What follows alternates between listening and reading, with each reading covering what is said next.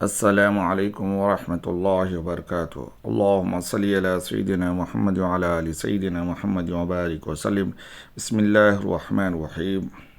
یہ degree first year first semester کا عربی لٹریچر ہے، اور یونٹ 4 میں الوحدۃ الرابعہ، یونٹ 4 الشعر والشعراء فی العصر الجاہلی، poetry and poets in pre Islamic period.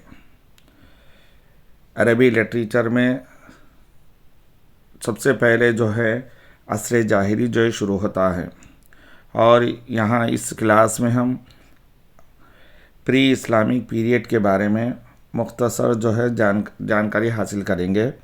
عصر جاہلی میں شعر یعنی اشعار اور شعراء کے جو ہے بارے میں۔ شعر عرب کا عوامی دفتر ہے، یعنی دیوان العرب ایک قدیم اصطلاح ہے۔ عرب اپنے معیار اور قیمت کو شعر پر جانتے تھے، اور یہ ان کی عادات و اطوار کا ایک حصہ تھا۔ زمانے قدیم سے ہی شعر عرب کے ادبی ذوق کا ایک حصہ ہے، اور ان کی پہچان بھی، اور یہ ان کی بدوی تاریخ کو بتلاتا ہے، اور مستقبل کی چاہتوں کو بھی۔ اسی وجہ سے شاعر کی بہت ہی اہم خصوصیت تھی۔ عربی شبہ خارہ کے قبائل عصر جاہلی میں شعر عربی کو اجتماعیت کا مقام عطا کیے۔ کسی قبائل کو نیچا دکھانے کے لیے شاعر کو ہتھیار کے طور پر استعمال کیا جاتا تھا، اور اپنے جنگجوؤں کو اپنے دشمنوں کے خلاف سخاوت و مردانگی بتلانے کے لیے، اور عورتوں کی خوبصورتی بیان کرنے کے لیے، مخالف قبائل کے ضعف اور مذاق اڑانے کے لیے، اور شہداء کے مرثیے کے لیے، اور ان کا یہ طریقہ اور ان کا ایک طریقہ کار تھا کہ یہ شاعرہ سے سننے کو پسند کرتے تھے، جیسا کہ 7ویں صدی کے شاعر خنسا اور لیلی الاخیالہ۔ اور عصر جاہلی کی شاعری شراب، شکار اور محبت وغیرہ کے ارد گرد گھومتی ہے۔ ان چیزوں کو نیچے تفصیل کے ساتھ بیان کیا جائے گا۔ شاعری خمر یعنی شراب کے بارے میں۔ شاعری شراب کے بارے میں۔ ابتدائی عربی شاعری زیادہ تر شراب اور دشمنی پر محیط ہے۔ عمر بن کلثوم کے معلقے کے ابتدائی اشعار اس کی مشہور مثالیں ہیں، اور عاشا کی شاعری خاص طور پر شراب کے لیے جانی جاتی ہے۔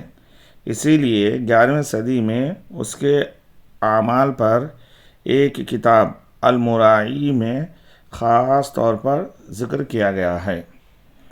شکار کی شاعری، کہ وہ اشعار جو شکار کے بارے میں جو لکھے گئے ہیں۔ ابتدائی عربی شاعری میں کئی ایک شکار کے واقعات پائے جاتے ہیں۔ اس کی سب سے بہترین مثال امرؤ القیس کا معلقہ ہے۔ شاعری زہد، پاکیزگی، بزرگی بتلانے کے وہ اشعار جو شاعروں نے کہا ہے عصر جاہلی میں۔ عصر جاہلی کا شاعر زہیر اپنے معلقے کا اختتام قبائل کی جنگوں اور آپسی صلح کی کوشش کے ساتھ کرتا ہے۔ زمانے کے تجربوں نے مجھے کل اور آج کے نشیب و فراز کو سکھایا۔ کل کے لیے میں اپنے آپ کو بالکل اندھا سمجھتا ہوں۔ عشقیہ شاعری، وہ اشعار جو عشقیہ شاعروں نے عشقیہ شاعری میں کہا ہے۔ عشق بازی عربی شاعری کا نشان شمار کیا جاتا ہے، اور عشقیہ شاعری مرد شعراء کی جانب سے عورتوں کی محبت کو ظاہر کرتی ہے۔ صحرائی فضا اور بدوی زندگی اور مسلسل سفر، یہ تمام چیزیں بھی شاعری کا حصہ تھے۔ اکثر نظم میں محبوب غائب رہتا ہے، اور اس کی یادیں ماضی سے متعلق ہوتی ہے۔ عصر جاہلی کی شاعری مکمل طور پر اجتماعی ثقافت عربی معاشرے کی عکاسی کرتی ہے۔